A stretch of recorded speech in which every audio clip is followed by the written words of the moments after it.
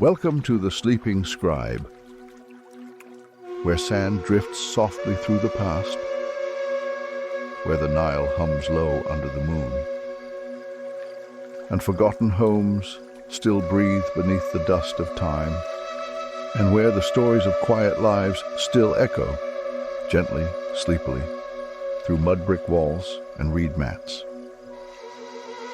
Tonight, we return to a simple place. We settle into the quiet rhythm, a quiet mud-brick house at the edge of the Nile. The year is unknown, the day unimportant. Only the rhythm of life matters here. The soft shuffle of footsteps, the hush of a broom over sand, the gentle hum of morning chores, the story of one woman's ordinary day in ancient Egypt. She is not a queen nor a priestess, but a wife, a mother, a keeper of a humble home, her courtyard, and her family's peace. And beside her, a man, a farmer, hardened by the sun, softened by his care. He rises with the Nile and rests beneath the stars. Together, they live not in grandeur, but in rhythm. Her name is lost to time, but her steps, her chores, her thoughts, they remain. Let us follow them. From dawn to dusk, through the quiet motions of tending a household, long ago beneath the golden light of Ra, through quiet labor, gentle touch, and soft-spoken moments, the story of simple love woven through a single day. Close your eyes now. Breathe slowly. Let the flicker of an oil lamp guide your thoughts, and listen for the sweep of the broom, the hush of the wind, the breath of a home filled with care. And let the hush of her broom guide you into sleep and drift into the quiet world of sweeping the courtyard, daily chores in a modest home. Chapter 1. Before the sun rises. The courtyard is still in the morning shadows. Inside the modest home, the clay walls are cool. She stirs first. Always first. The house is still, hushed, and cool. A woman, wrapped in a linen shift, stirs gently from her straw mat. She stretches, slowly, deliberately. She moves barefoot across the smoothed earthen floor. Her linen wrap, simple and smoothed by sleep, rustles softly as she sits up on her mat. She rises quietly from her straw mat. Her feet touch the floor.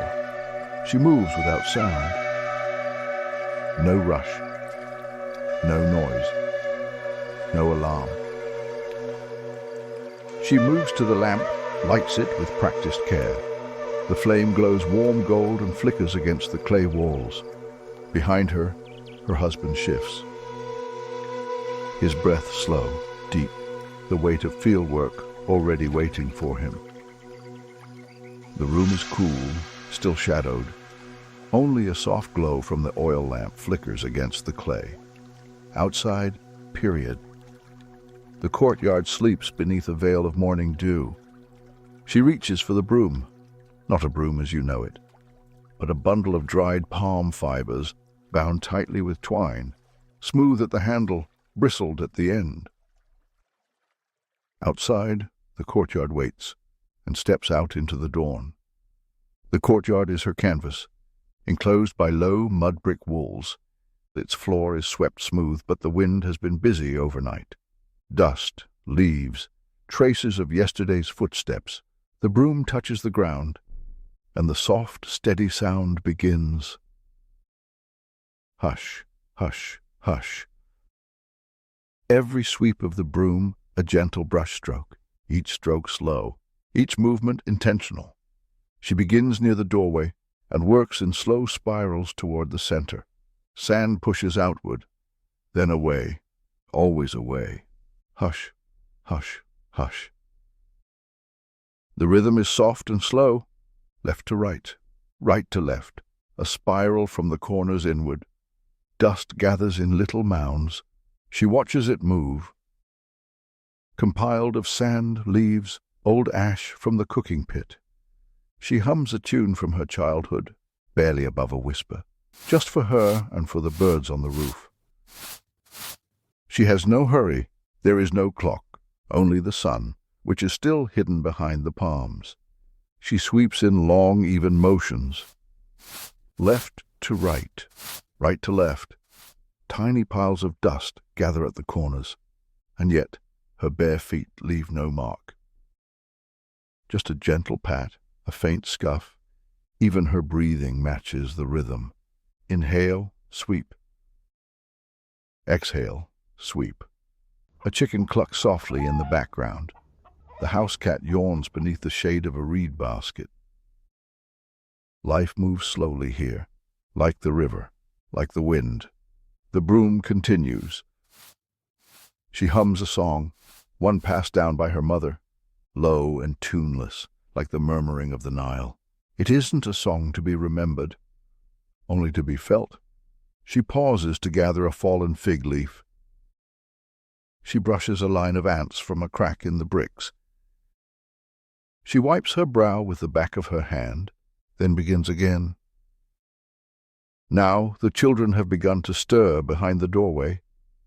Their small voices whisper, but she continues sweeping until the courtyard is clean, not spotless, but calm, the kind of calm that prepares the home for the day. She sets the broom aside. In the corner of the courtyard stands a tall clay jar, its rim cool with morning dew. She lifts the lid. It creaks softly. Inside, clear water from yesterday's trip to the well. She dips a simple cup inside, drinks. The water is still cool, still sweet. She pours a bit into her hand, washes her face, dabs behind her ears.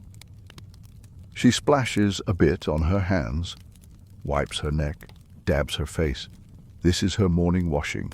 No soaps, no perfumes, just water and breath and silence. Then she gently wakes the fire, adding straw, blowing softly until embers flicker into orange life. The wife returns inside, where her husband is still sleeping quietly. She kneels beside him with quiet hands, lays out his tunic, folds his headcloth, brings a bowl of water to his side.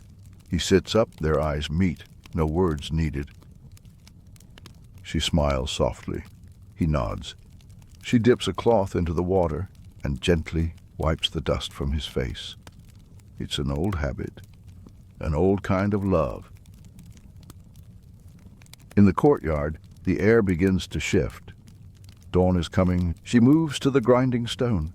She grinds grain with a stone quern. The stone presses slow circles. Her hands circle again and again.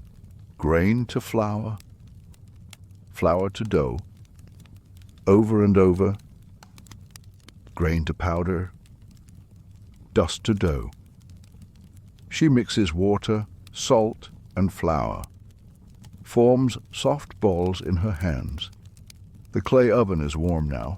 She flattens the dough, lays it inside, watches it bubble, smells the toasty scent rise. She lays out figs and goat cheese, a bowl of dates, a dish of cool water for the children. Her husband, the farmer, now fully awake and dressed for the day, steps out beside her. He tightens the straps of his sandals. She hands him bread still warm from the clay oven, a pouch of lentils wrapped in linen, and a gourd filled with water. He rests a hand on her shoulder. She presses her hand to his. For a moment, time stills. Then he steps through the gate, toward the fields, toward the sun. She watches until he's no longer in view. Chapter 2. The morning continues. With the broom set aside, the ancient Egyptian housewife takes a cloth from the wall peg, worn linen, soft from years of use. She moves to the low bench along the side of the courtyard, wipes the seat gently, then dusts the corners where spiders may sleep. No one tells her to do this. It is simply how mornings begin, with care, with quiet attention. She kneels to brush the floor edges, clay powder, bits of leaves, the occasional beetle wing, all gently swept into her palm and carried away. As the sun climbs, she gathers the family's clothes, simple linens, worn tunics, a headscarf. At the edge of the village, she washes them in a basin by the Nile. Splash, rub, rinse, again and again, hands in water, cloth on stone. She lays them across a reed line, watches the linen flutter like flags in the breeze. The smell of sun and river fills the air. As her day continues in circles, sweeping, washing, preparing, her hands move from task to task. Children stir and play. A cat stretches. She kneels to sort the linens for washing. She tends to the fire. She folds her husband's extra tunic with care, places it where he can find it tonight, all while her heart holds a steady beat, thinking briefly of her loved one, smiling softly, knowing he will return at sunset. But for now, the chores continue. Repetitive, perhaps, but never mundane. Her hands move from task to task. Near the far wall, a small cooking pit waits, just 3 stones and a shallow basin. She checks the embers. A few coals remain from the night before. She adds a handful of dry straw, blows gently, and waits for the soft crackle. Soon, a tiny flame dances, enough for heating water or warming leftover lentils. But for now, she just watches it. The flicker of fire, the faint scent of ash, the way the light plays on the bricks. In a woven basket near the doorway, she keeps her cleaning tools, the broom, the cloth, a smaller brush made from date palm. She sets them in order, not because she must, but because it feels right. The cloth folded just so. The brush nestled neatly beside the broom, the basket lid lowered gently into place. Done with care, done with rhythm. A gust of wind carries in a trail of dust. She sees it settle near the corner, and so she lifts the broom again. Hush, hush, hush. She sweeps once more, because peace isn't permanent. It's something we maintain, one sweep at a time. The courtyard awakens. A child giggles. A goat bleats beyond the wall. The village stirs. But still, she sweeps, because this is her moment, not of labor, but of peace. She sweeps not to clean, but to listen, to breathe, to begin, at last, period. The broom leans back against the wall. She sits on the low bench, a cup of cool water in hand. The courtyard is still, but the day will come now. With breakfast ready, the children wide awake and rambunctious, and with the heat of the sun. But she is ready, because the courtyard has been swept, because her hands have worked, because she began the day with rhythm and grace, and because it is still early. Chapter 3. The midday arises. As the sun climbs, the ancient housewife embarks on her next set of chores. She gathers the family's clothes, simple linens, worn tunics, a headscarf. At the edge of the village, she washes them in a basin by the Nile. Splash, rub, rinse, again and again, hands in water, cloth on stone. She lays them across a reed line, watches the linen flutter like flags in the breeze. The smell of sun and river fills the air. Behind the house lies a small garden, a patch of earth carved from the dust. Figures, leeks, onions, herbs for cooking, medicinal roots. The garden hums in the heat. She pours water slowly into the soil, figs, onions, herbs. The children help her pick leeks. Their laughter is small and bird-like. Inside, she wipes dust from shelves, places bread in a reed basket, stirs lentils over a low fire. The house breathes with her. Steady. Calm, ... Ready. She carries water in a painted jug, pours it slowly, carefully. She plucks a weed, strokes a leaf, hears the hum of bees near the blossoms. In this garden, the world is very small and perfectly whole. Back in the courtyard, the sun shifts west. She kneels by the home storage chest, unrolls a linen tunic, folds a child's blanket. She mends a torn sleeve with careful stitches, her needle bone-tipped, the thread spun from flax. She arranges scrolls and pottery, tidies, touches each item with familiar affection, everything in its place. Chapter 4. Evening falls. As the sun begins to lower and shadows stretch long across the walls, she returns to the fire pit. She feeds it dried reeds. She checks the lentils once more, adds garlic and a pinch of salt. She stirs slowly, the wooden spoon turning in circles, small bubbles rising, then falling, breaks flatbread into smaller pieces. Warm smells drift through the home. Next, she prepares a cloth for her husband to wipe his hands, fills a basin with clean water, and lays his evening robe across the bench. The children gather, bringing laughter, dusty feet, and little stories of the day. She smooths her hair, adjusts her shawl, and looks toward the gate. He arrives at last, tired, dusty, his shoulders heavier than they were this morning. She meets him at the gate, takes his bag, and takes his hand. He sighs, a sound of relief, of belonging. She wipes his brow, hands him water. They sit on mats. She smiles softly, serving bread, beans, and dates. A calm meal, gratitude without words. The children surround him, and he lifts the youngest with a laugh. It is quiet joy. A reunion as old as time. They sit together. He eats slowly. She listens.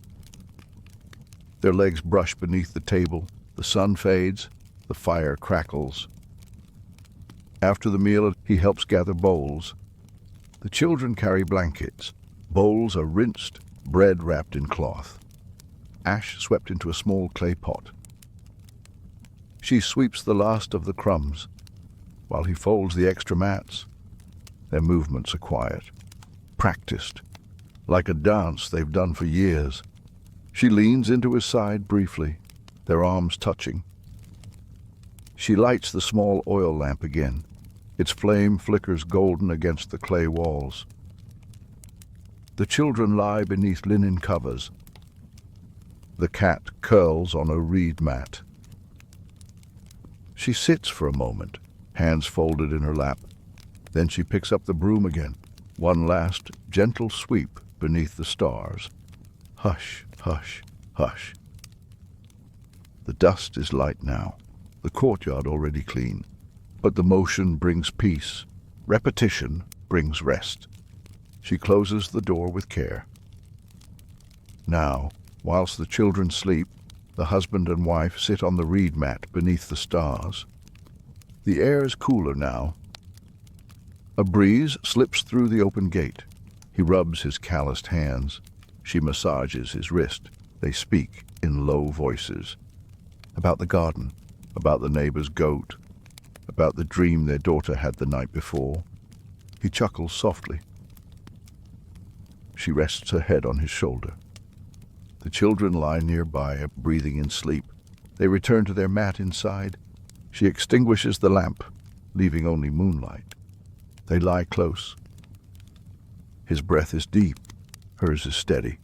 She places her hand lightly on his chest, feels the day settle beneath her palm, and listens to the wind brush softly across the courtyard. She swept this morning. The house is silent, only the wind through the reeds and the heartbeat of a home. Together, they drift into sleep. The day ends as it began, with care, with rhythm, with quiet.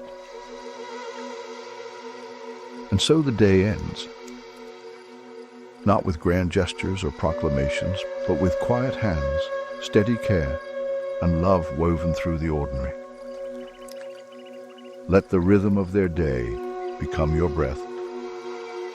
Let their home surround your thoughts. Good night, and sleep well. If you've enjoyed this quiet journey through ancient Egypt, let the river carry you back again next week. I share new bedtime stories and sleep documentaries every week, gentle tales of pharaohs, pyramids, and the peaceful lives of those often forgotten. Be sure to subscribe to the Sleeping Scribe. Like this video if it soothed your spirit. And leave a comment to let me know which ancient path you'd like to wander next. Your voice helps others who are searching for peace, rest, and history to find their way here too. Until next time, sleep softly